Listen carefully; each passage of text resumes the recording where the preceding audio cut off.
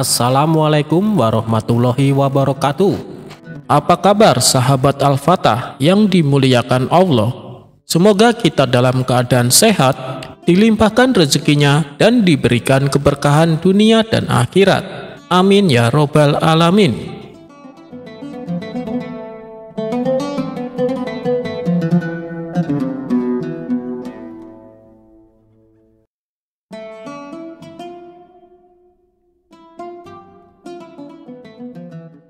Kalau sudah berurusan dengan Abu Nawas, pasti akan menjadi kapok. Apalagi bila orang tersebut merupakan orang jahat dan licik. Begitulah yang dialami seorang penjual parfum ketika berhadapan dengan Abu Nawas. Kisah ini berawal ketika Abu Nawas tengah jalan-jalan berkeliling kampung. Dan tanpa sengaja ia mendapati orang asing sedang duduk sambil menangis. Karena kasihan, Abu Nawas pun menghampirinya, memberi salam dan bertanya kepadanya, "Siapa kamu dan kenapa kamu menangis?" Orang asing tersebut menjawab, "Namaku Hasan tuan, aku adalah pendatang dari Afrika. Ketika aku baru datang di kota ini, aku memutuskan numpang menginap beberapa hari di sebuah toko parfum. Lalu beberapa hari kemudian, saat aku akan pergi sebentar untuk menyelesaikan urusanku, aku menitipkan kantong berisi uang dan permata kepada pemilik toko tersebut. Namun ketika aku kembali dan meminta barang titipanku, ia malah mencercaku dan mengatakan aku gila." Mendengar penuturan Hasan, Abu Nawas pun bertambah iba. "Jangan khawatir Hasan, aku akan menolongmu. Aku akan mengembalikan uang dan permatamu dengan mudah," ucap Abu Nawas. "Benarkah tuan? Terima kasih tuan karena telah bersedia menolongku," balas Hasan. Kemudian Abu Nawas bertanya, siapa pemilik toko parfum yang dimaksud. "Namanya Abu Jahil tuan," jawab Hasan. Dia lagi, selalu saja bikin masalah," batin Abu Nawas. "Baiklah, aku punya sebuah rencana, tapi aku minta kerjasamamu. Besok aku akan mendatangi toko parfum milik Abu Jahil, dan saat aku sudah di sana, kamu segera datang untuk minta dikembalikan seluruh uang dan permatamu. Tapi ingat, kamu harus berpura-pura tidak mengenalku dan jangan mengajak bicara denganku," tutur Abu Nawas. Hasan pun setuju dan siap untuk melaksanakan perintahnya. Maka Abu Nawas pun segera menyusun siasat. Ia memecahkan kaca menjadi kecil-kecil dan memasukkannya ke dalam tas yang terbuat dari kulit. Tas tersebut lalu dijahit dengan rapat supaya tidak mudah dibuka. Esok harinya sesuai rencana, Abu Nawas mendatangi toko parfum milik Abu Jahil dengan membawa tas kulitnya. "Wahai Abu Jahil, aku mau minta tolong sama kamu," pinta Abu Nawas.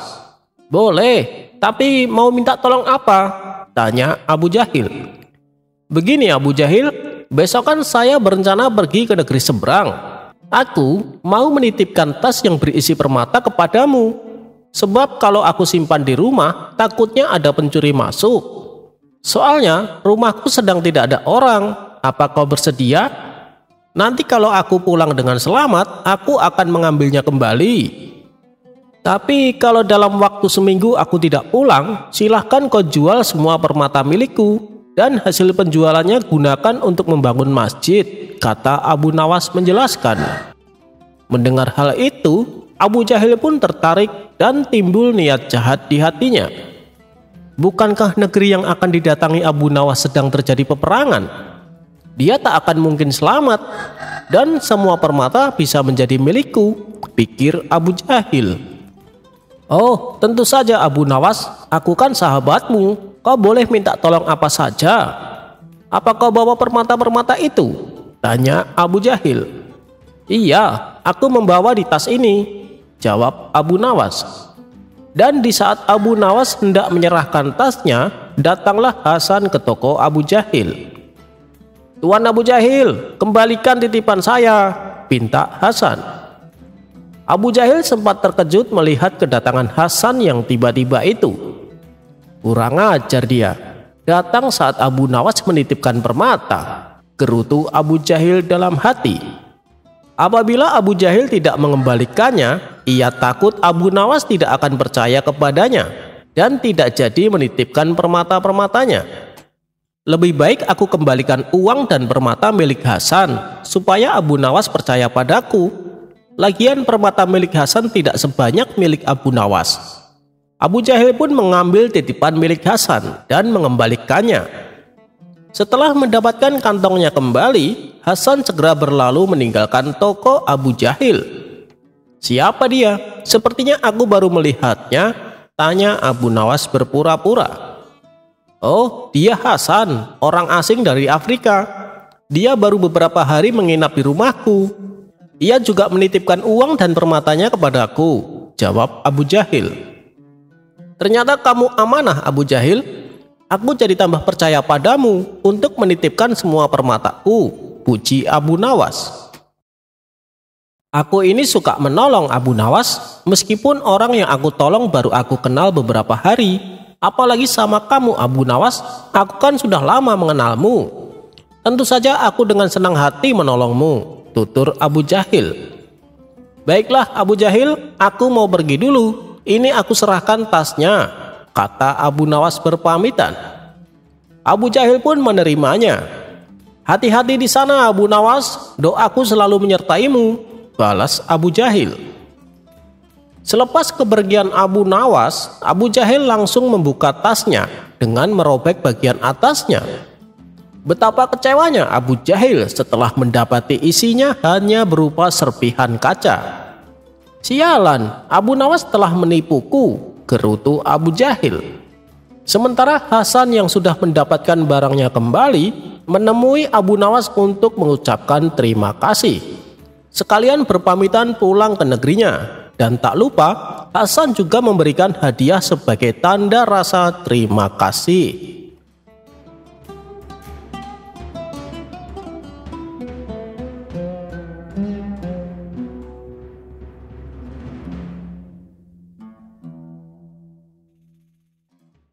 Alkisah suatu malam beberapa pengawal kerajaan mengadakan patroli di setiap sudut kota Baghdad. Hal ini untuk mencegah tindakan kejahatan, terutama aksi pencurian di malam hari. Mereka menyusuri ruang-ruang lorong yang memungkinkan rawan dengan aksi kejahatan.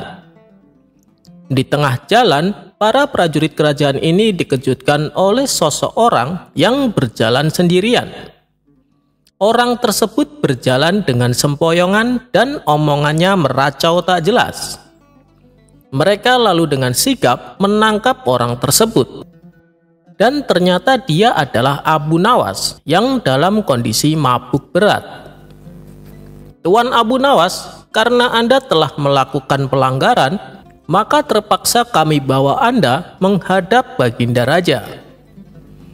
Saat ditangkap, omongan Abu Nawas malah semakin meracau. Akan tetapi, ia tidak menolak untuk ditahan.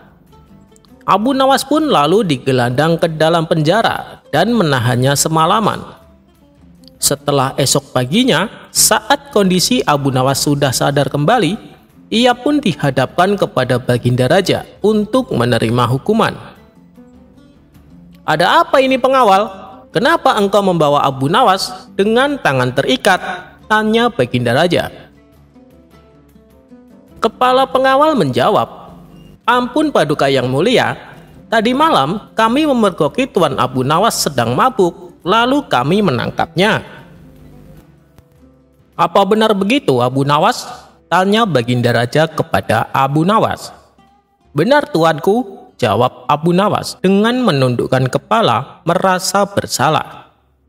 Baiklah, karena kamu telah melakukan kesalahan, maka kamu harus menerima hukuman, balas Baginda Raja. Baginda Raja pun kemudian memanggil Algojo untuk menghukum Abu Nawas. Algojo, tampar dia 100 kali di wajahnya, perintah Baginda Raja. Namun, apa yang terjadi? Ternyata Algojo yang diperintahkan untuk menampar wajah Abu Nawas memiliki fisik yang tidak begitu tinggi, sehingga tangannya tidak bisa menjangkau wajah Abu Nawas. Sadar diri akan kondisinya, lantas Algojo itu pun berkata, "Menunduklah wahai Abu Nawas, supaya aku bisa menamparmu." Mendengar permintaan Algojo tersebut, Abu Nawas malah meledek dengan perkataan konyolnya. "Kamu ini kenapa malas sekali sih? Disuruh menampar saja, mintanya yang gampang. Apa kau ingin mengundangku makan, sehingga aku harus menundukkan badanku?" Mendengar ejekan Abu Nawas, Algojo itu pun lantas menimpali. "Hei Abu Nawas, kalaulah aku setinggi raksasa, sudah dari tadi kamu kesakitan menerima tamparanku." Mendengar perkataan Algojo tersebut, Abu Nawas lantas mengejeknya kembali. "Nyatanya, tak sedikit pun tanganmu menyentuh wajahku," jawab Abu Nawas sembari tertawa. Mendengar celotehan dan ejekan Abu Nawas kepada Algojo, Baginda Raja pun tertawa terpingkal-pingkal dan kemudian memerintahkan Algojo untuk meninggalkan Abu Nawas. "Wahai Algojo, tinggalkan Abu Nawas, aku sudah memaafkannya." Dan akhirnya Abu Nawas pun tak jadi mendapat hukuman. Dia malah mendapatkan maaf dari Baginda Raja. Ternyata bukan sekali dua kali Abu Nawas kepergok dengan minuman kerasnya oleh Baginda Raja. Suatu kali Baginda Raja berpapasan dengan Abu Nawas di pasar. Ia mendapati Abu Nawas membawa botol minuman di tangannya. Baginda Raja pun menegurnya. "Hai Abu Nawas, apa yang tengah kamu pegang itu?" "Ini susu Baginda," jawab Abu Nawas sembari gugup. "Masa air susu warnanya merah? Biasanya kan air susu warnanya putih," tanya Baginda Raja keheranan. Ia pun lalu merebut botol yang ada di tangan Abu Nawas.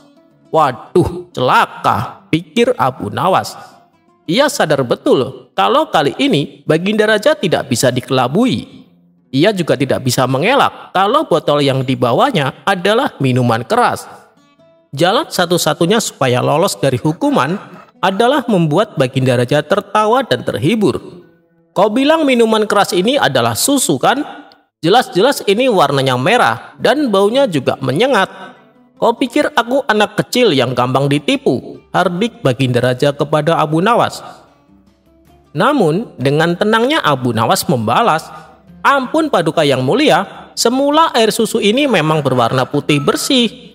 Namun saat melihat Baginda yang gagah dan rupawan ini, ia pun tersipu malu. Maka memerahlah warnanya," ujar Abu Nawas. Mendengar penjelasan Abu Nawas yang konyol itu, Baginda Raja pun tak kuat menahan tawanya. Ia pun tertawa terbahak-bahak sembari meninggalkan Abu Nawas.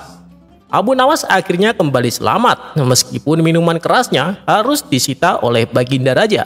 Paling tidak Abu Nawas tidak mendapatkan hukuman.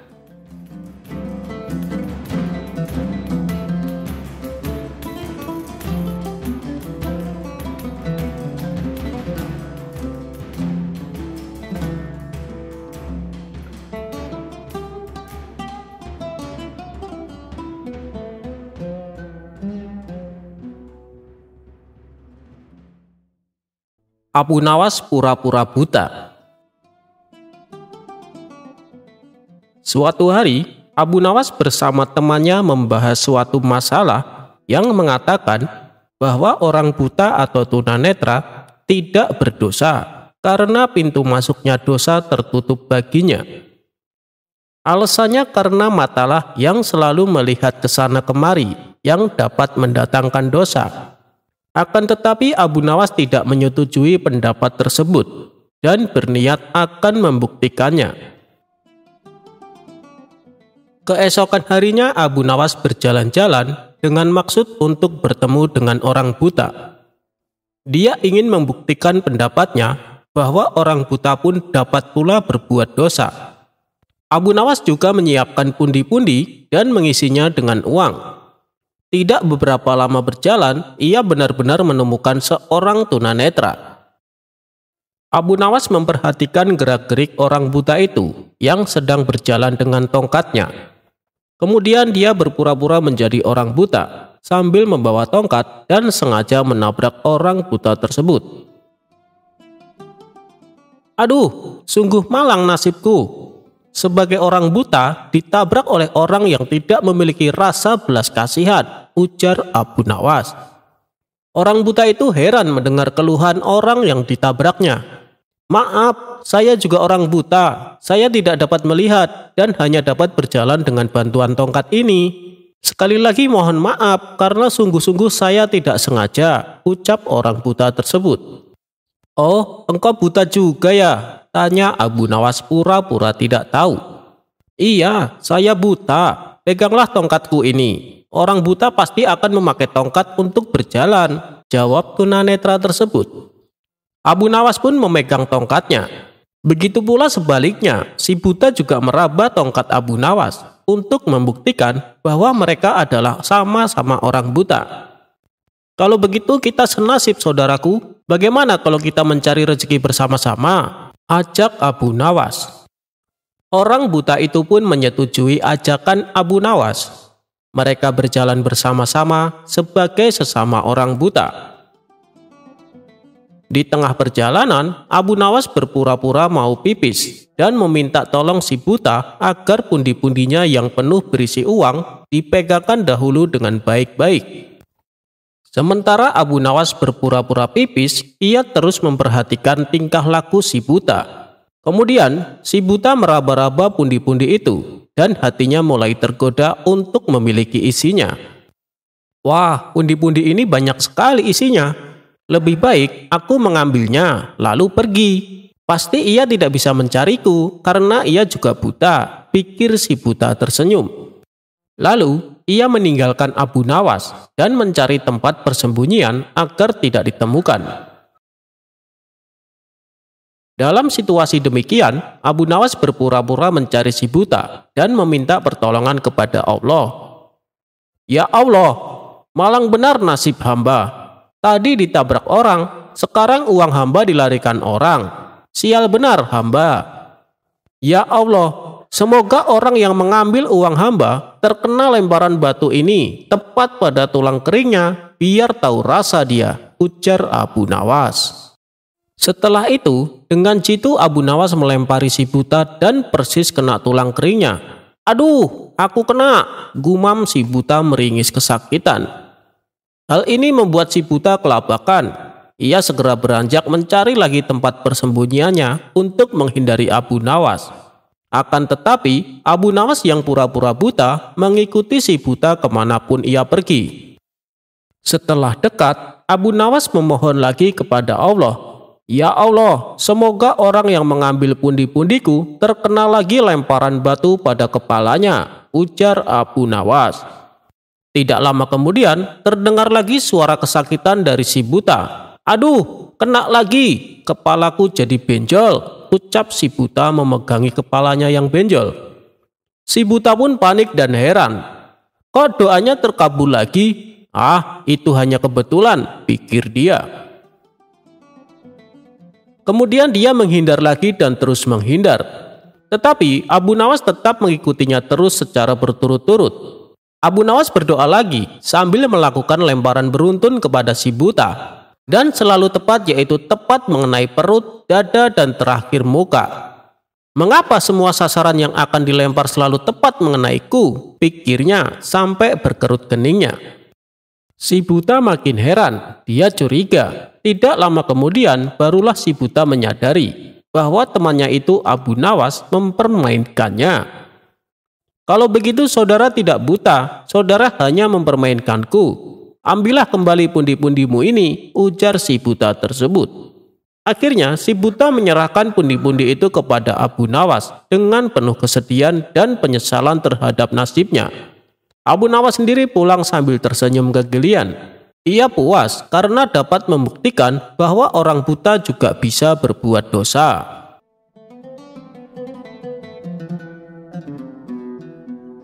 Abu Nawas bunuh diri dengan racun, bukannya mati tapi malah kenyang.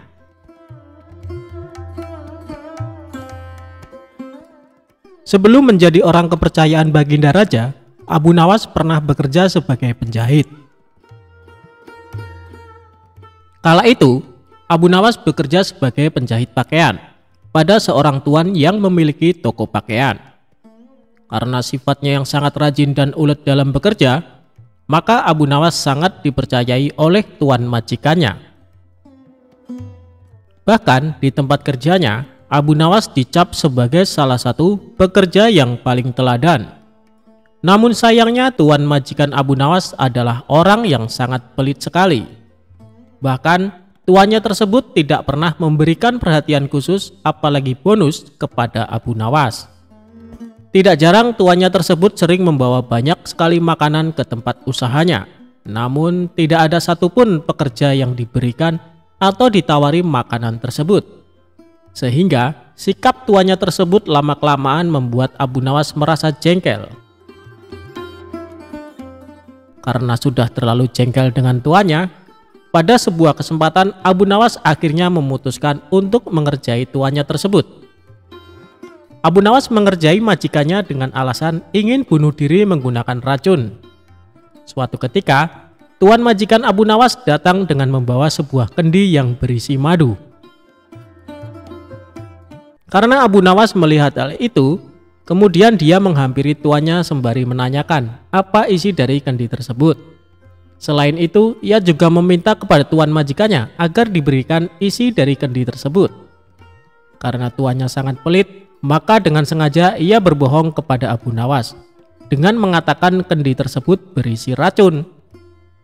Abu Nawas pun kemudian hanya mengangguk tanda ia percaya kepada tuan majikannya. Padahal dirinya mengetahui kalau tuan majikan sedang berbohong tentang isi kendi tersebut. Terlebih lagi, Abu Nawas sempat mencium bau madu dari kendi yang dibawa oleh tuan majikannya. Tidak lama kemudian, tuan majikan Abu Nawas harus pergi karena ada keperluan. Karena dirasa kendi yang berisi madu tersebut aman dari para pekerjanya, termasuk Abu Nawas, maka kendi tersebut tetap dibiarkan di sana. Melihat kendi berisi madu tersebut ditinggalkan oleh tuannya, maka Abu Nawas tidak membuang-buang kesempatan. Dia pun berusaha menjual sepotong pakaian dan membeli sebuah roti untuk dimakan dengan madu milik tuannya.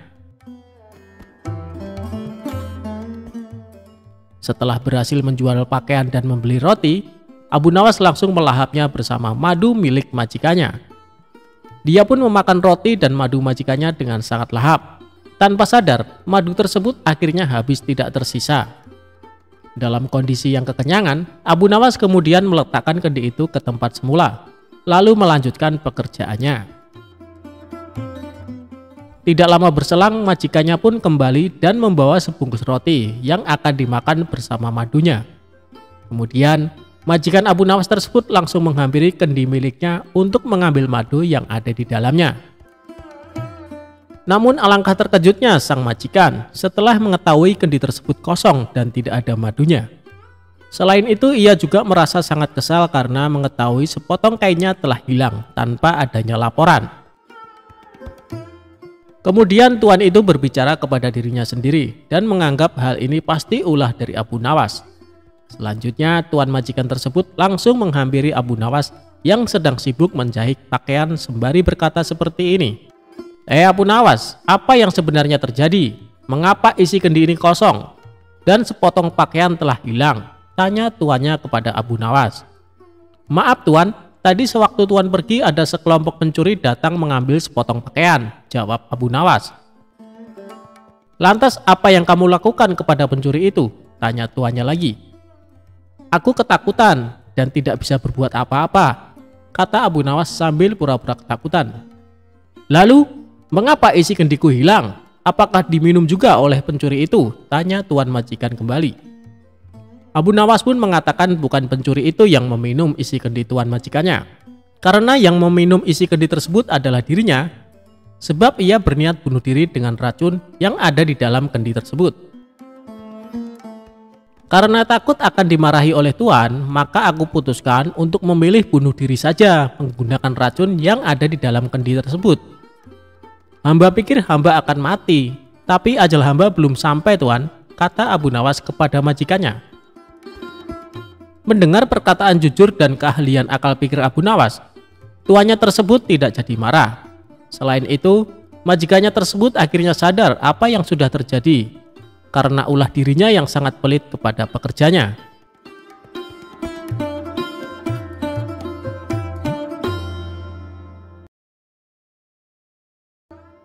Pencuri yang menyamar jadi keledai akhirnya tobat minta ampun.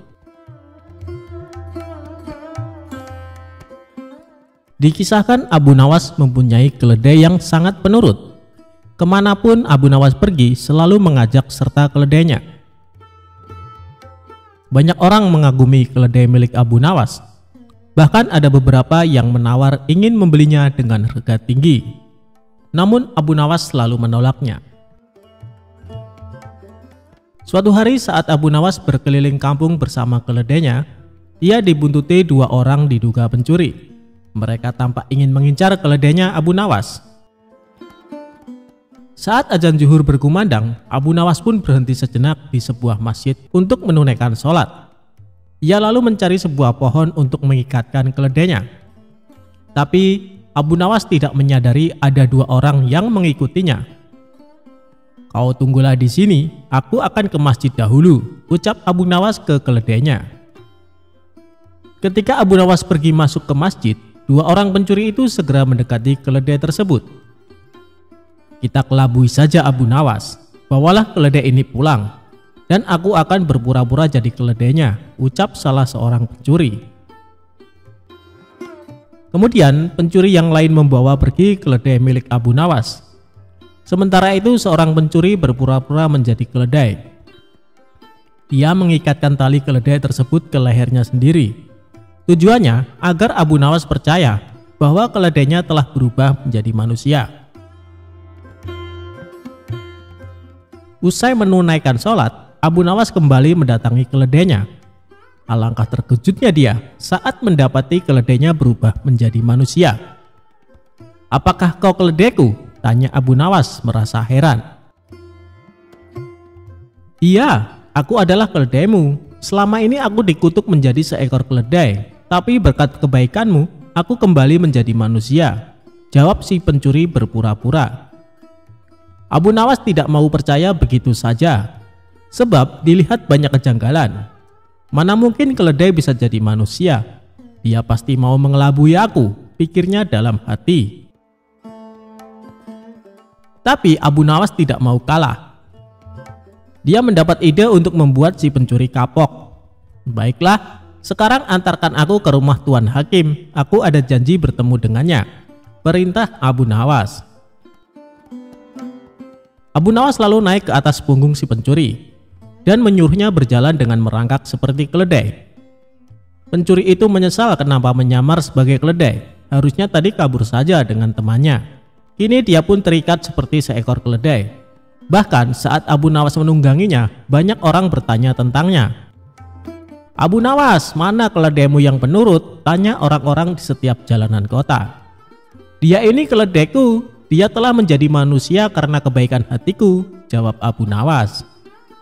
Betapa malunya si pencuri karena menjadi tontonan warga di jalanan. Sementara untuk sampai ke rumah Tuan Hakim butuh waktu yang cukup lama. Hal itu membuat pencuri yang menyamar sebagai keledai jadi kelelahan. Bahkan kaki dan tangannya memerah seperti melepuh. Akhirnya sampailah Abu Nawas di rumah Tuan Hakim dengan menaiki punggung si pencuri. Melihat hal itu, Tuan Hakim terkejut bukan main, bahkan sampai memarahi Abu Nawas. "Hei Abu Nawas, kau kejam sekali. Kau kesini menunggang manusia," ujar Tuan Hakim. Abu Nawas lalu mendekati Tuan Hakim dan menceritakan semuanya, termasuk tentang keledainya yang berubah jadi manusia. "Tuan Hakim, dia itu seorang pencuri yang coba mengelabui hamba. Makanya hamba ingin memberi dia pelajaran," bisik Abu Nawas kepada Tuan Hakim. "Oh, jadi begitu ceritanya.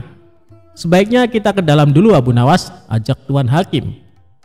Abu Nawas lalu mengikat si pencuri ke salah satu pohon layaknya seekor keledai. Sementara itu, teman si pencuri ternyata mengikuti Abu Nawas. Dia hendak menyelamatkan temannya yang berpura-pura menjadi keledai. Abu Nawas pun masuk ke rumah Tuan Hakim. Mereka berpura-pura diskusi, padahal sedang mengintai si pencuri yang terikat. Benar saja, tiba-tiba muncullah salah satu temannya untuk menolong. Dia berusaha menyelamatkan dengan melepaskan tali yang mengikat pada leher kawannya itu. Namun karena kaki temannya luka parah, dia kesulitan membawa temannya tersebut. Akhirnya Tuan Hakim dan Abu Nawas langsung memergoki mereka. "Siapa sebenarnya kalian?" tanya Tuan Hakim. "Maafkan kami Tuan Hakim, kami adalah pencuri. Niatnya kami ingin mengelabui Abu Nawas, tapi malah kami yang kena batunya," jawab kedua pencuri tersebut. "Kembalikan keledai Abu Nawas atau kalian akan aku masukkan ke penjara," ancam Tuan Hakim. "Baik Tuan Hakim," jawab mereka berdua. Kemudian salah seorang pencuri pulang ke rumah untuk mengambil keledai Abu Nawas dan mengembalikannya. Setelah keledai tersebut dikembalikan kepada Abu Nawas, Tuan Hakim memberi nasihat kepada dua pencuri itu. "Sebenarnya aku hendak menghukum kalian, tapi melihat luka yang dialami temanmu, aku tidak sampai hati. Aku mau mengampuni kesalahan kalian, tapi dengan syarat kalian tidak akan mengulangi perbuatan ini," tutur Tuan Hakim. Akhirnya Abu Nawas mendapatkan kembali keledainya. Tentunya keledai sungguhan, bukan keledai berkepala manusia. Sedangkan kedua pencuri itu menyadari kesalahannya dan berjanji tidak akan mencuri lagi.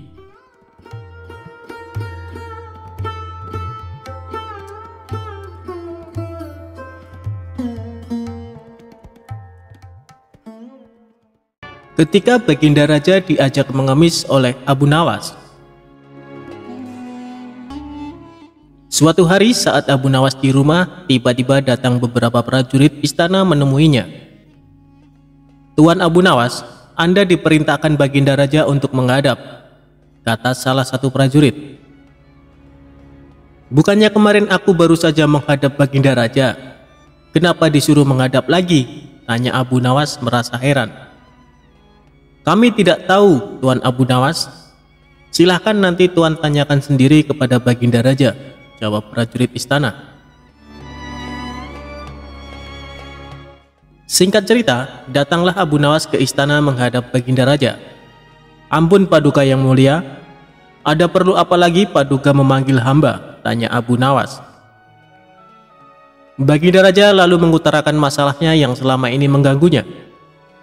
"Begini Abu Nawas, aku punya masalah yang cukup serius dan aku butuh bantuanmu," tutur Baginda Raja. "Memangnya masalah apa yang sedang Paduka hadapi? Kiranya apa yang bisa hamba bantu?" tanya Abu Nawas kembali. "Tadi pagi aku mendapat laporan Abu Nawas.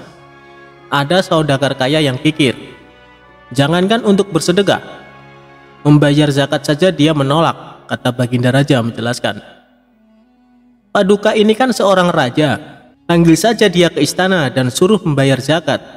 Kalau dia menolak, masukkan saja ke penjara, pasti dia akan ketakutan," ucap Abu Nawas menyarankan. "Sebenarnya bisa saja aku berbuat demikian, tapi apakah ada cara yang lebih baik dan lebih bijak supaya dia bisa sadar tanpa harus aku paksakan? Aku yakin dia sebenarnya orang baik, karena sebelum menjadi saudagar kaya, dia rajin sedekah dan membayar zakat tepat pada waktunya," ujar Baginda Raja. "Baiklah Paduka, sebenarnya ini masalah yang mudah Paduka, tapi karena Paduka menginginkan cara yang bijak, maka hamba butuh waktu 3 hari untuk memikirkannya," kata Abu Nawas. Kemudian Abu Nawas memohon diri untuk pulang ke rumah. Setibanya di rumah, dia terus berpikir mencari jalan keluar yang tepat. Padahal Abu Nawas sendiri menginginkan agar saudagar kaya itu dipenjara saja. Saudagar itu memang terkenal sangat pelit, bahkan para tetangga pun banyak yang membencinya. Tapi karena keinginan Abu Nawas tidak sejalan dengan pemikiran Baginda Raja, mau tidak mau harus menemukan cara lain yang sesuai perintah Baginda Raja. 3 hari berlalu, tibalah saatnya bagi Abu Nawas untuk menghadap ke istana. Sesampainya di sana, Abu Nawas langsung dipersilahkan menghadap Baginda Raja. "Bagaimana Abu Nawas? Apakah kamu sudah menemukan caranya?" tanya Baginda Raja. "Sudah Paduka, hamba sudah menemukan caranya," jawab Abu Nawas. "Bagus, beritahu aku sekarang caranya," minta Baginda Raja. "Tapi hamba tidak yakin Paduka akan bersedia melakukannya," timpal Abu Nawas. Apa caranya? Katakan saja, ucap Baginda Raja mulai penasaran. Caranya adalah hamba dan Baginda Raja harus menjadi pengemis. Lalu kita datangi rumah saudagar kaya itu. Kita berdua pura-pura mengemis kepadanya, papar Abu Nawas memberitahu. Memangnya harus aku yang melakukannya? Apa tidak bisa diwakilkan? Tanya Baginda Raja. Tidak bisa Paduka, karena ini adalah cara satu-satunya, jawab Abu Nawas. Awalnya Baginda Raja ragu atas ide konyol Abu Nawas itu. Namun karena ingin menyadarkan saudagar pelit tersebut, akhirnya dia bersedia menuruti saran Abu Nawas.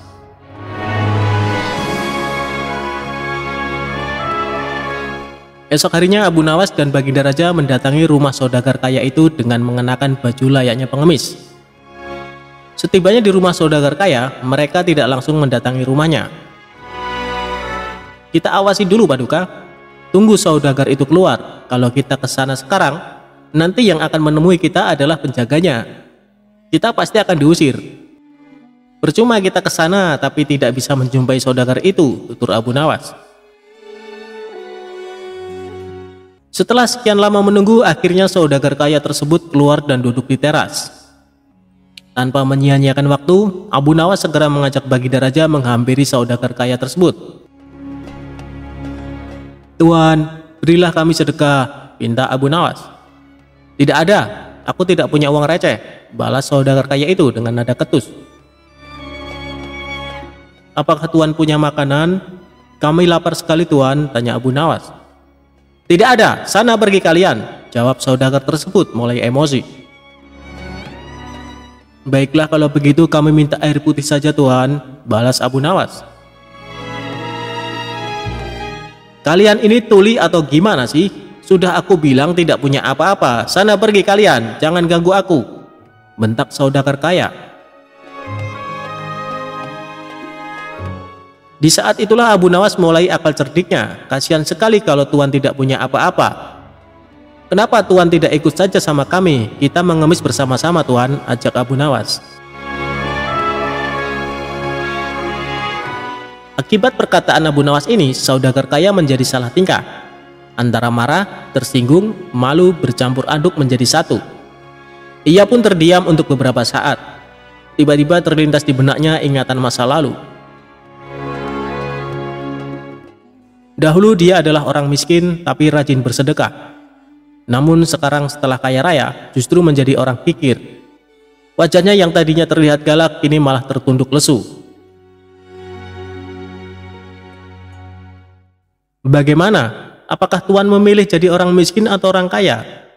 Kalau masih ingin jadi orang kaya, jangan lupa bersedekah dan bayar zakat. Kalau tidak mau sedekah, mengemis sajalah seperti kami, tutur Abu Nawas.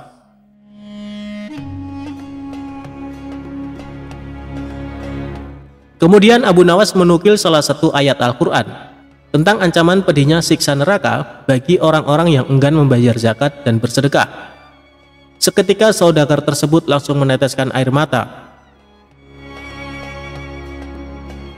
Astagfirullah, aku khilaf telah berbuat zalim, kata saudagar kaya itu sesenggukan.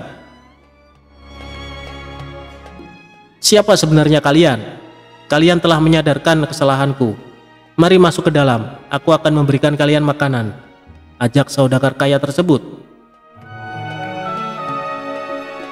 Tidak perlu, kami datang ke sini bukan untuk mengemis, tapi untuk menyadarkanmu, sahut Abu Nawas. Kemudian Abu Nawas dan Baginda Raja menunjukkan jati diri yang sebenarnya.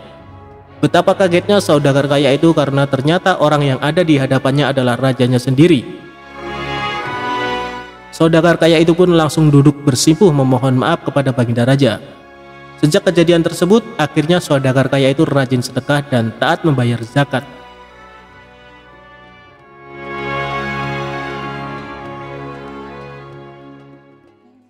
Abu Nawas memantati raja. Pada suatu sore ketika Abu Nawas ke warung teh, kawan-kawannya sudah lebih dulu berada di sana. Ternyata mereka sengaja menunggu Abu Nawas.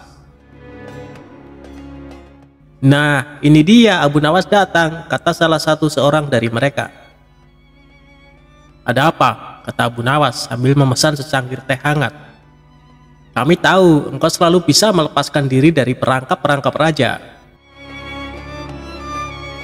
Tetapi kami yakin kali ini engkau pasti dihukum Baginda Raja bila engkau melakukannya. Kawan-kawan Abu Nawas membuka percakapan. Apa yang harus kutakutkan? Tidak ada sesuatu apapun yang perlu ditakuti kecuali Allah, kata Abu Nawas menantang.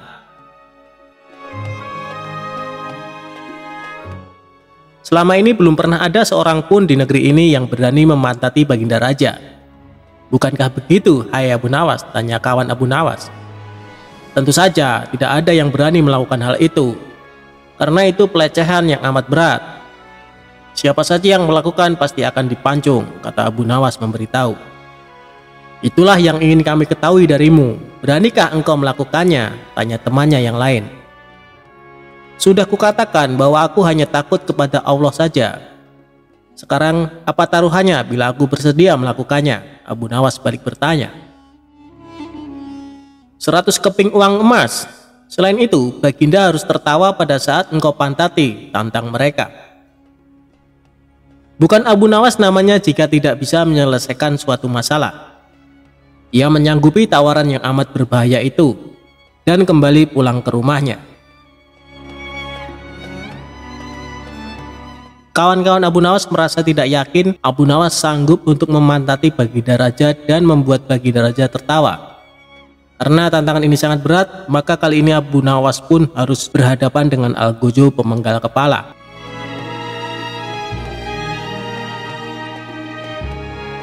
Minggu depannya, Baginda Raja mengadakan jamuan kenegaraan. Para menteri, pegawai istana, dan orang-orang dekat Baginda diundang, termasuk juga Abu Nawas. Abu Nawas merasa hari-hari berlalu dengan cepat karena ia harus menciptakan jalan keluar yang paling aman bagi keselamatan lehernya dari pedang Algojo. Tetapi bagi kawan-kawan Abu Nawas, hari-hari terasa amat panjang, karena mereka sudah tidak sabar menunggu pertaruhan yang amat mendebarkan itu. Persiapan-persiapan di halaman istana sudah dimulai. Baginda Raja menginginkan acara itu akan digelar dengan meriah. Baginda tidak ingin mengecewakan para tamunya, terkhusus untuk raja-raja dari negeri sahabat yang datang.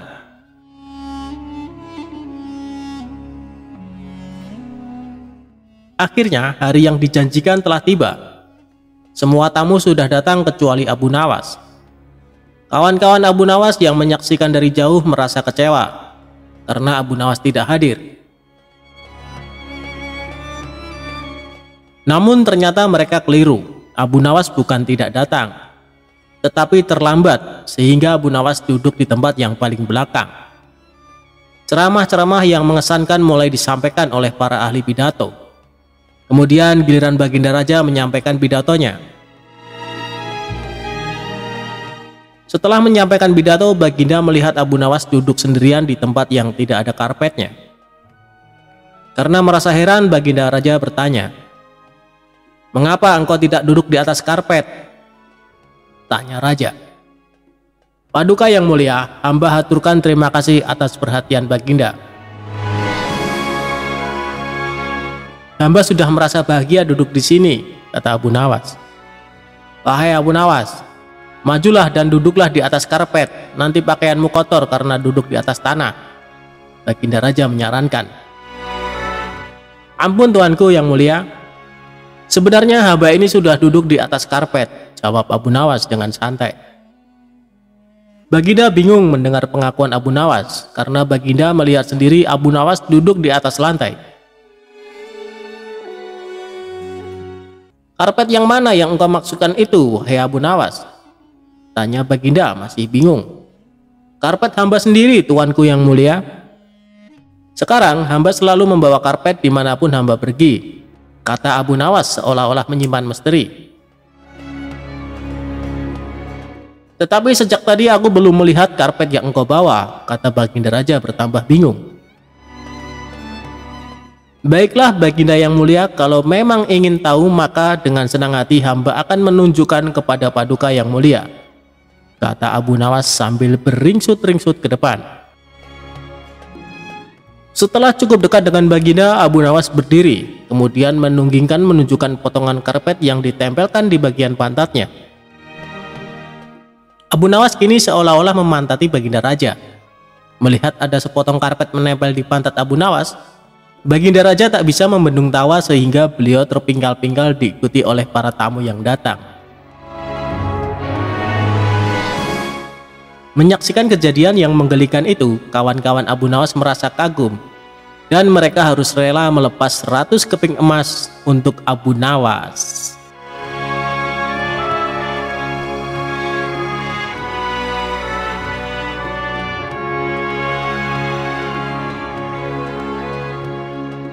Abu Nawas pergi ke bulan untuk penuhi perintah Baginda Raja. Ribuan bintang pun jadi saksinya.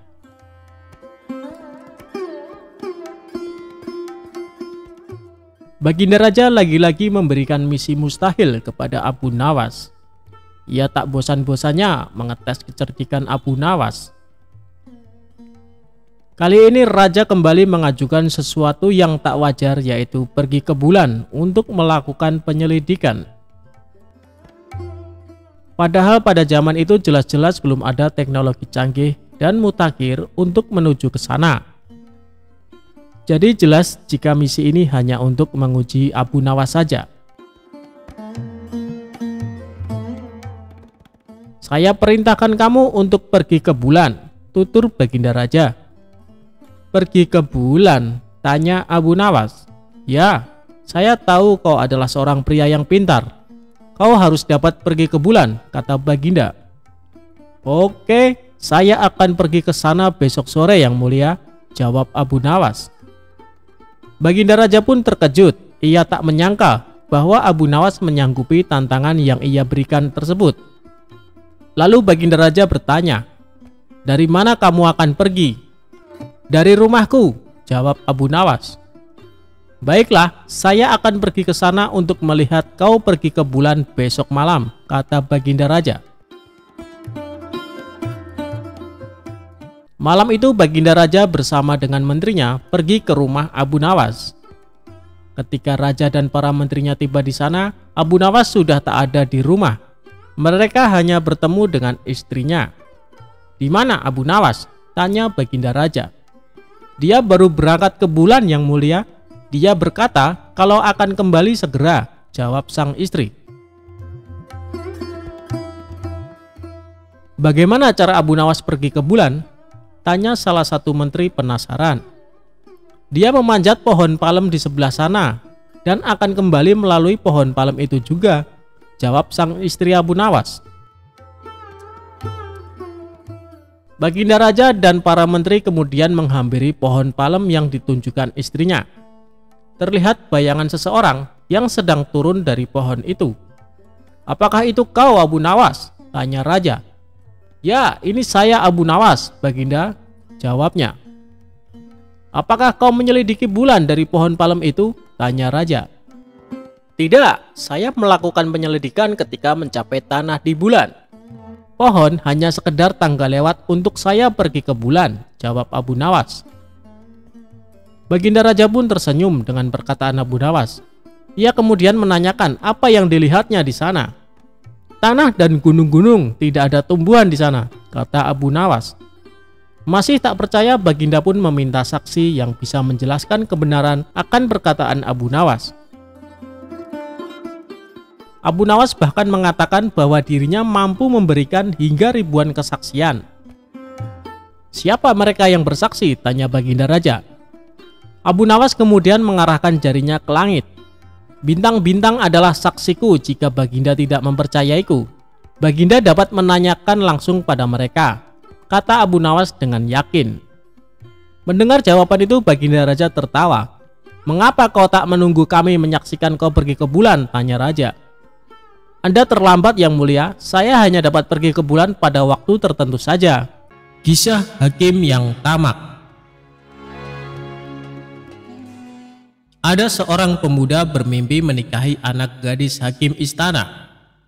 Pemuda itu bermimpi memberikan seluruh hartanya sebagai maharnya. Hakim mengetahui hal itu, maka ia pun pergi ke rumah pemuda tersebut. "Benarkah kau bermimpi menikah dengan putriku?" tanya hakim. "Iya, benar. Bahkan aku bermimpi memberikan semua hartaku sebagai maharnya," balas pemuda itu. "Aku kesini untuk mengambil mahar itu. Sekarang kau pergilah dari rumah ini," seru hakim. Pemuda itu sangat sedih, ia tak bisa melawan seorang hakim. Pemuda itu kini menjadi seorang gelandangan. Ia bertemu dengan perempuan tua yang miskin. Pemuda itu lalu menceritakan masalahnya. "Sekarang aku menjadi gelandangan karena mimpi itu," ujar si pemuda. "Aku akan membantumu mengembalikan hartamu. Hakim istana sudah berbuat semena-mena terhadapmu. Ia harus diberi pelajaran," ujar perempuan tua itu. Perempuan tua itu lalu mengajak pemuda itu ke rumah Abu Nawas. Ia ingin meminta nasihat dari Abu Nawas. Semua orang tahu kecerdikan Abu Nawas. "Abu Nawas pasti bisa menyelesaikan masalahmu," ujar perempuan tua itu. Sampailah mereka di rumah Abu Nawas. Pemuda itu lalu menceritakan masalahnya. Abu Nawas berpikir sejenak. Aha, ia berhasil mendapatkan sebuah ide. "Besok pagi kalian kesini lagi. Bawalah peralatan seperti linggis, batu, dan tongkat besi," ucap Abu Nawas. "Untuk apa semua alat itu?" tanya sang pemuda. "Kau akan tahu besok pagi. Ajaklah semua temanmu juga," pinta Abu Nawas. Pemuda itu mengangguk setuju. Ia akan menuruti apa yang diperintahkan oleh Abu Nawas. Keesokan harinya, pemuda itu datang bersama dengan teman-temannya. Mereka membawa peralatan yang diminta oleh Abu Nawas. "Apa yang harus kami lakukan dengan peralatan ini?" tanya sang pemuda. "Semua pergilah ke rumah hakim istana. Hancurkan rumahnya sampai tak ada yang tersisa," ucap Abu Nawas. "Tapi bagaimana jika hakim istana marah?" balas pemuda itu. "Katakan aku yang menyuruh kalian menghancurkan rumahnya," kata Abu Nawas. Mereka pun pergi ke rumah hakim istana.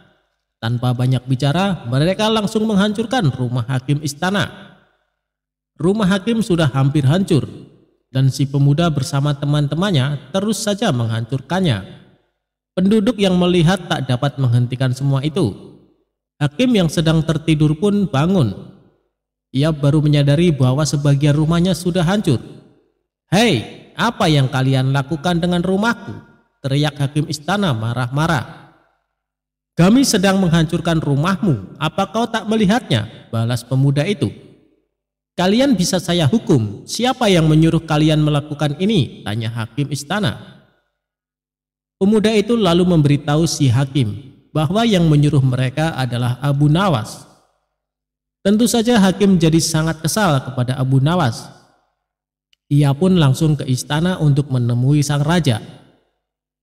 "Aku akan melaporkannya kepada raja supaya Abu Nawas mendapat hukuman," dengus hakim istana. Sesampainya di istana, si hakim menyampaikan apa yang terjadi dengannya kepada baginda raja. "Cepat, panggil Abu Nawas ke sini," perintah raja. Beberapa prajurit pergi ke rumah Abu Nawas. Mereka menangkap Abu Nawas dan membawanya ke istana. Abu Nawas sudah tahu bahwa hal itu pasti akan terjadi. "Hei Abu Nawas, apa benar kau menyuruh para pemuda itu untuk merusak rumah hakim istana?" tanya raja penasaran. "Benar raja, semalam aku bermimpi bahwa hakim istana memintaku untuk menghancurkan rumahnya. Ia berkata hendak membangun rumah baru yang lebih megah," jawab Abu Nawas. Raja heran mendengar jawaban Abu Nawas. Mimpi adalah bunga tidur, tapi kenapa dia melaksanakannya dalam kehidupan nyata? "Kamu sungguh salah besar Abu Nawas," ujar raja. "Bukankah hakim istana yang membuat peraturan seperti itu?" ucap Abu Nawas. Ia lalu menyampaikan apa yang telah dilakukan hakim istana kepada si pemuda. Hakim istana telah merampas semua harta si pemuda karena pemuda itu bermimpi memberikan mahar untuk menikah dengan anak hakim istana. Raja lalu memanggil pemuda itu dan menanyakan kebenarannya. Semua yang dikatakan Abu Nawas benar, Raja. Aku kehilangan semua hartaku karena itu.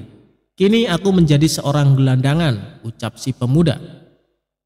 Hakim istana terlihat pucat. Ia ketakutan dan kemudian mengakui perbuatannya. Raja pun memecat hakim istana. Selama ini ia telah salah memilih seorang hakim. Harta pemuda itu akhirnya dikembalikan. Abu Nawas sangat senang karena bisa menolong orang yang kesulitan.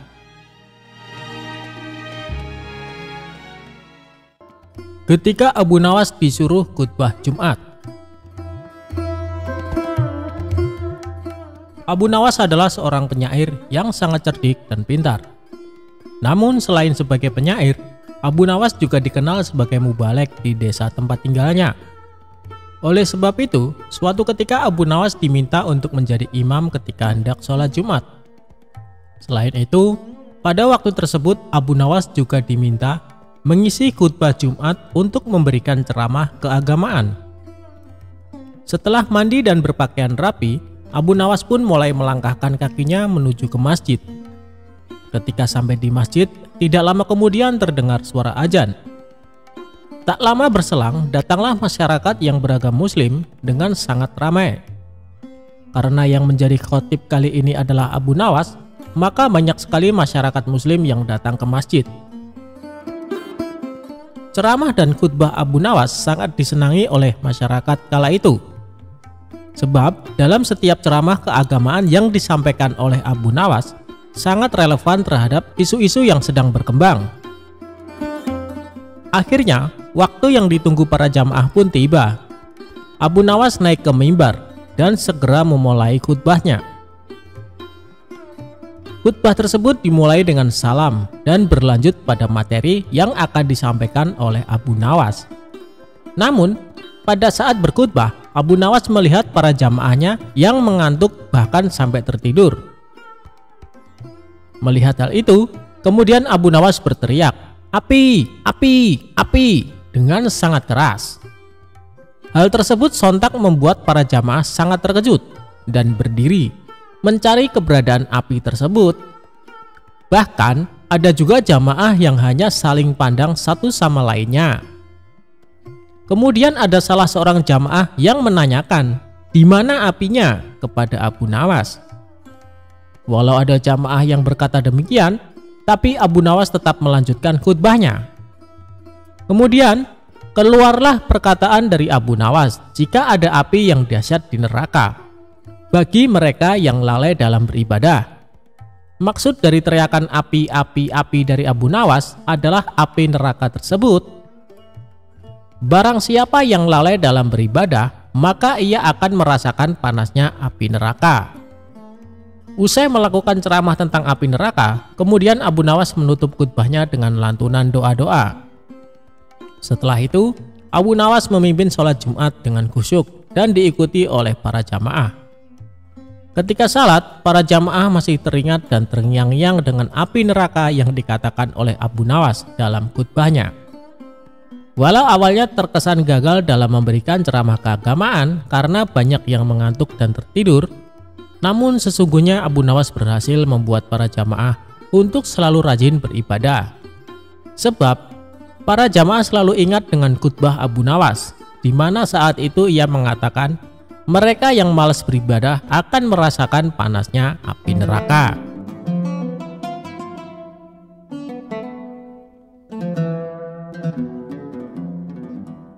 Jangan pernah menitipkan uang dengan Abu Nawas jika tidak mau rugi.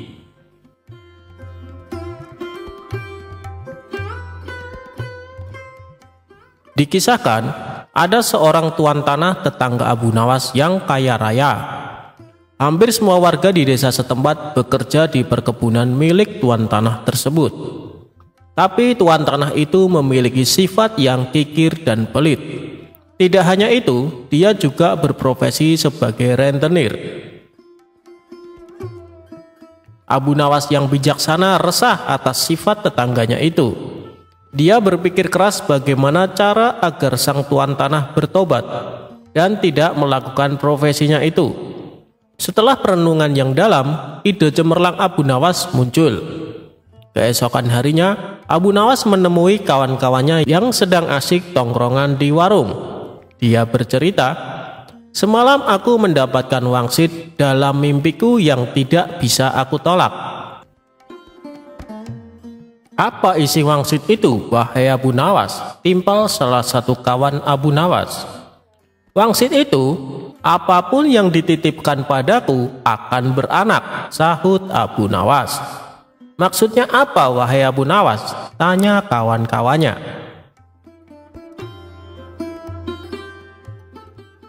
"Ketika kalian menitipkan benda seperti ayam kepadaku, maka dalam beberapa hari akan beranak dan bertambah.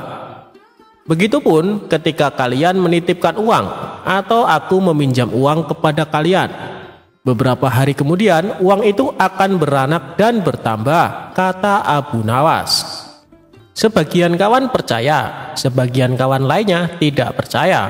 Mereka berpikir ini akal bulus Abu Nawas agar bisa meminjam uang. "Aku akan menitipkan 1 ekor kambing padamu nanti sore," kata salah satu kawan. "Aku akan menitipkan 2 dinar uang kepadamu," timpal kawan yang lainnya. Ternyata setelah 5 hari berlalu, kambing dan uang yang dititipkan kepada Abu Nawas benar-benar beranak. Dari kambing 1 ekor dikembalikan menjadi 5 ekor. Begitupun uang yang dititipkan. Dari 2 dinar dikembalikan menjadi 5 dinar. Berita kehebatan Abu Nawas ini tersebar luas ke penduduk desa. Berita itu sampai pada telinga tuan tanah yang pelit dan berprofesi sebagai rentenir. Suatu hari, tuan tanah bersama para pengawalnya mendatangi rumah Abu Nawas. Dia menanyakan, "Wahai Abu Nawas, adakah keperluan yang kamu butuhkan kepadaku? Katakan saja, nanti aku bantu, jangan sungkan-sungkan." "Maaf tuan tanah, sepertinya saat ini saya tidak sedang membutuhkan apa-apa," kata Abu Nawas. "Baiklah, nanti kalau kamu perlu apa-apa, datanglah kepadaku, jangan sungkan-sungkan," timpal tuan tanah dengan senyum yang ramah. Kemudian berlalu meninggalkan Abu Nawas.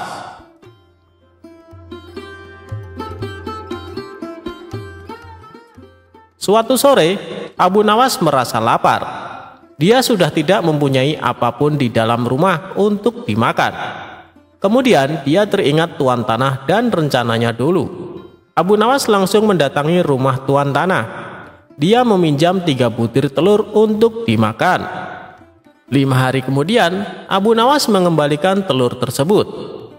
Tuan tanah kaget ketika membuka bingkisan dari Abu Nawas. "Kenapa jadi 5 butir, wahai Abu Nawas?"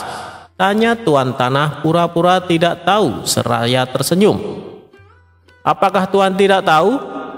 Apapun yang dititipkan atau dipinjamkan kepadaku akan beranak dan bertambah banyak," kata Abu Nawas. Tuan tanah tersenyum, kemudian menawarkan pinjaman kepada Abu Nawas. Tapi Abu Nawas menolak dengan dalih sedang tidak butuh.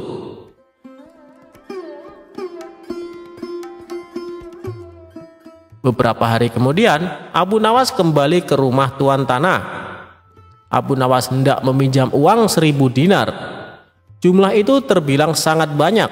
Dengan uang itu, tuan tanah bisa menggaji semua karyawan-karyawannya. Tuan tanah langsung membuka berangkas uangnya, lalu menyerahkan sejumlah uang yang dibutuhkan Abu Nawas. "Ini uangnya, wahai saudaraku," kata tuan tanah. Abu Nawas langsung pulang ke rumah. Pada sisi lain, tuan tanah sedang berkhayal uangnya akan kembali berlipat-lipat di kemudian hari. Hari berganti hari. Tuan tanah tidak sabar menunggu Abu Nawas mengembalikan uangnya dengan jumlah yang berlipat ganda. Tidak terasa, 5 hari berlalu. Abu Nawas tidak kunjung datang. 1 bulan kemudian, Abu Nawas juga tidak mengembalikan uang milik tuan tanah. "Wahai Abu Nawas, sudah 1 bulan saya menantimu, tapi kamu tidak datang juga ke rumahku," kata tuan tanah. "Oh iya tuan, sebenarnya saya akan ke rumah tuan, namun saya sangat sibuk. Berhubung Tuan sudah ada di rumah saya, sekalian ada yang ingin saya bicarakan, kata Abu Nawas beralasan. Tidak apa-apa saudaraku, silakan, apa yang ingin kau bicarakan, timpal Tuan Tanah. Sebenarnya uang yang Tuan pinjamkan kepadaku boro-boro beranak. 3 hari kemudian malah mati tidak tersisa, terang Abu Nawas. Apa maksudmu Abu Nawas? Tanya Tuan Tanah sambil emosi. Kamu mau mempermainkanku ya? Sambung Tuan Tanah. Tidak Tuan, tapi itulah kenyataannya, kata Abu Nawas. Tidak terima dengan itu, Tuan Tanah melaporkan Abu Nawas kepada pengadilan. Ia menuntut Abu Nawas agar dihukum karena telah menghilangkan uang dengan jumlah yang sangat besar. Saat keduanya dihadapkan pada hakim, Tuan Tanah berkata, "Wahai hakim yang mulia, Abu Nawas telah menipuku. Katanya uang yang dipinjamkan kepadanya akan beranak. Tapi kenyataannya dia tidak sepeser pun mengembalikan kepadaku. Saya minta Abu Nawas dihukum," katanya. Hakim kemudian bertanya kepada Abu Nawas, "Apakah benar seperti itu, wahai Abu Nawas?" tanya hakim. "Wahai hakim yang mulia, saya tidak menipu dia sama sekali," kata Abu Nawas. "Lalu kenapa kamu tidak mengembalikan uangnya?" tanya hakim. "Dari awal sudah aku katakan kepadanya, wahai hakim, apapun yang dititipkan kepadaku akan beranak. Dan kebetulan uang yang ia titipkan kepadaku bukannya beranak tapi malah mati. Aku tidak mungkin mengembalikannya karena telah mati. Bukankah sesuatu yang beranak pasti bisa mati?" kata Abu Nawas menjelaskan. Sang hakim manggut-manggut dan membenarkan perkataan Abu Nawas. "Memang segala sesuatu yang beranak cepat atau lambat akan mati," kata hakim. Dengan ini Abu Nawas dibebaskan dari segala tuntutan dan tidak berkewajiban mengembalikan uang tanah.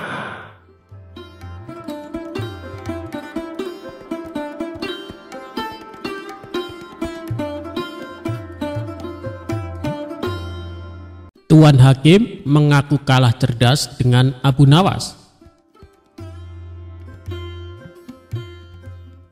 Abu Nawas suatu hari sedang melihat-lihat kebunnya yang sudah lama tidak terurus. Ketika asyik di dalam kebun, tiba-tiba ada seseorang yang masuk. "Hei, ngapain kau masuk ke kebunku?" ujar seseorang lelaki yang dijuluki Tuan Tanah kepada Abu Nawas. Abu Nawas pun kaget dan langsung membantahnya. "Apa? Ini kebun milikku tahu, kau jangan mengaku-ngaku," ucapnya. Tapi si Tuan Tanah sangat kekeh. Dia mengatakan kebun tersebut miliknya. Begitu juga dengan Abu Nawas.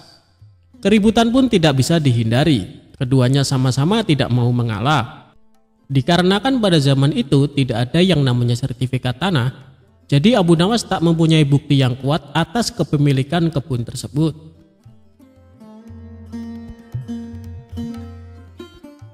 Tidak ada jalan lain bagi Abu Nawas kecuali melapor kepada Baginda Raja. "Ayo kita adukan masalah ini kepada Baginda Raja," ucap Abu Nawas. Tantangan tersebut tidak membuat si Tuan Tanah mundur. Ia tetap meladeni permintaan Abu Nawas. Keduanya pun pergi ke istana untuk menghadap Baginda Raja.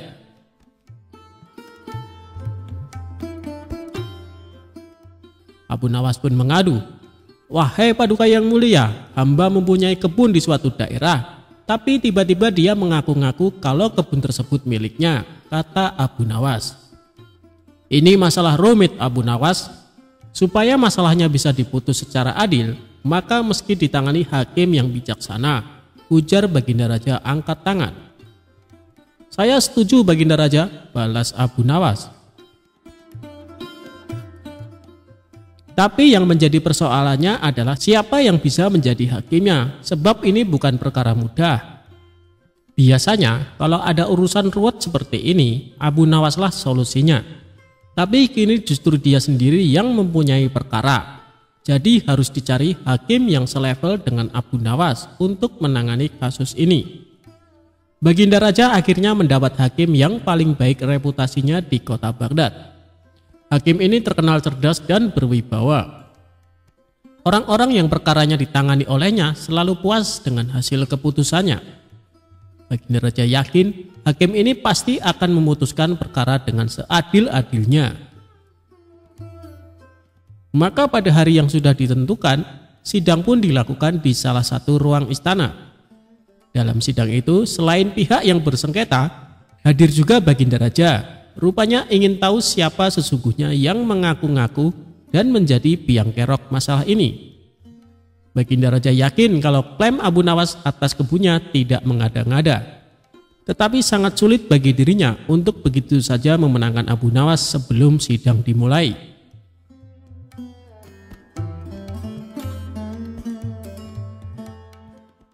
Bila di antara kalian berdua ada yang terbukti bersalah dengan mengaku-ngaku kebun tersebut miliknya, maka hukuman penjara siap menanti, ancam Baginda Raja. Oleh karena itu, sebelum sidang dimulai, aku kasih satu kesempatan lagi. Kalau mau jujur sekarang, aku tidak akan menghukumnya, ucap Baginda Raja mengancam. Tapi si tuan tanah tetap pada pendiriannya, dan sidang langsung dimulai. Untuk menguji kebenaran atas pengakuan kebun itu, maka sang hakim bertanya kepada kedua belah pihak yang bersengketa. "Berapa jumlah pohon di dalam kebunmu?" tanya hakim kepada tuan tanah. Si tuan tanah nampak kebingungan, bahkan cenderung panik. Sedangkan Abu Nawas terlihat lebih tenang, padahal dia sendiri tidak tahu jumlah pohon yang ada di kebunnya, karena tak pernah menghitungnya. Lagi pula siapa yang sudi menghitung pohon di kebun?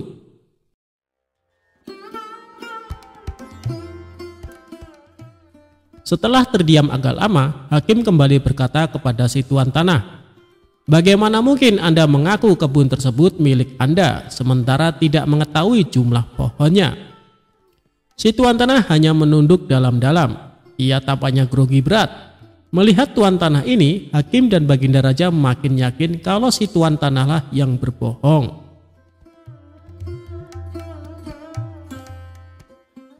Kemudian pertanyaan tadi juga diajukan oleh hakim kepada Abu Nawas. "Sekarang giliranmu, Abu Nawas. Berapa jumlah pohon yang ada di kebunmu?" tanya sang hakim. "Sebelum hamba menjawabnya, bolehkah hamba bertanya kepada tuan hakim?" ucap Abu Nawas. "Silahkan Abu Nawas," jawab hakim. "Berapa lama Anda menempati rumah Anda?" tanya Abu Nawas. "Kira-kira sejak beberapa tahun yang lalu." "Memangnya kenapa Abu Nawas?" tanya balik tuan hakim keheranan. "Tidak, hamba cuma mau bertanya, berapa jumlah genting yang ada di rumah Anda?" tanya Abu Nawas lagi. Hakim tersebut langsung gelagapan dengan pertanyaan Abu Nawas. Ia tidak bisa menjawabnya. Lalu sang hakim mengumumkan keputusan persidangan kali ini. "Kebenaran ada di pihak Abu Nawas, dan kau tuan tanah karena telah berbohong maka akan dihukum penjara," ujar sang hakim lalu mengetok palu dan persidangan selesai. Bisa ditebak wajah pucat tuan tanah itu saat dirinya diseret ke penjara. Hakim yang terkenal adil dan bijaksana itu mengakui terkadang kecerdasan dan kejeniusan bisa patah oleh argumen. "Saya belum pernah kalah kecuali dengan kau Abu Nawas," pungkas sang hakim mengakui kehebatan Abu Nawas.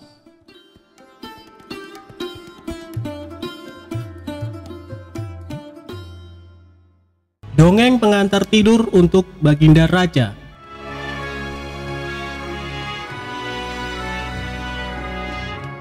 Pada suatu malam, Baginda Raja tidak bisa tidur.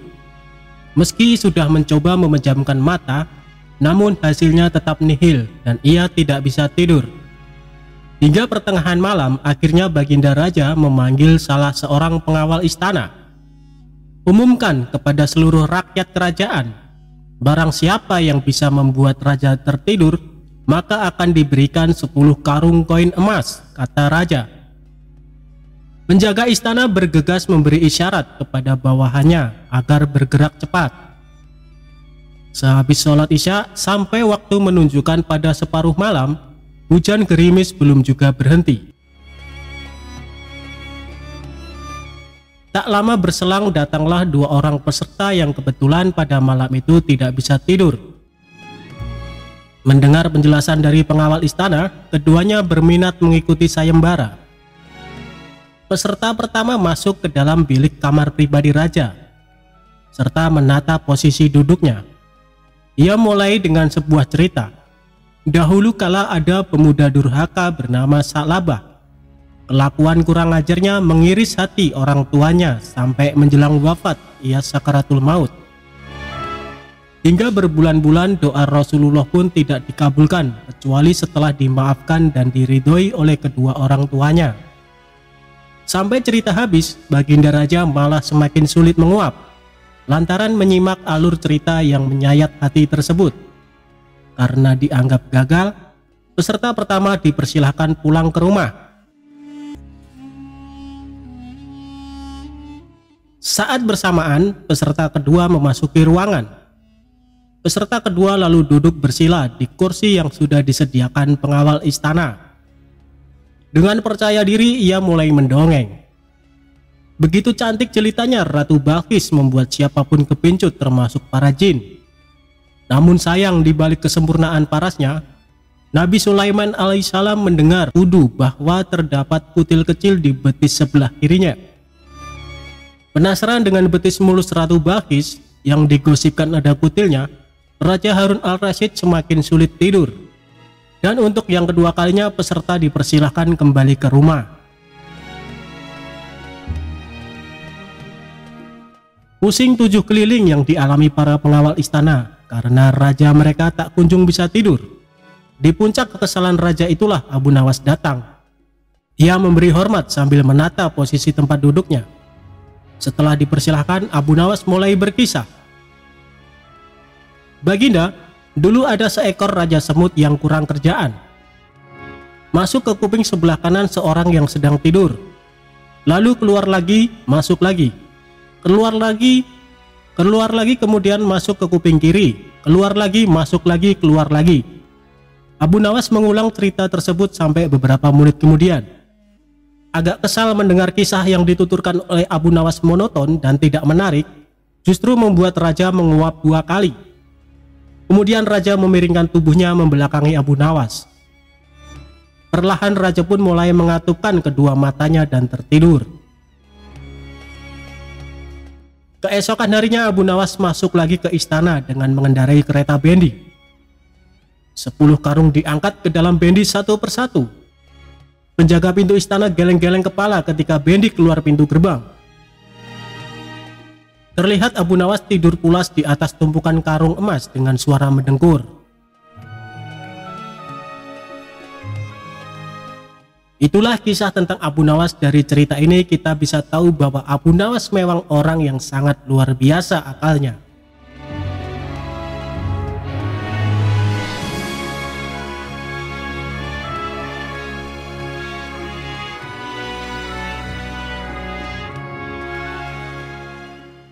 Kejujuran Abu Nawas diuji dengan wanita cantik.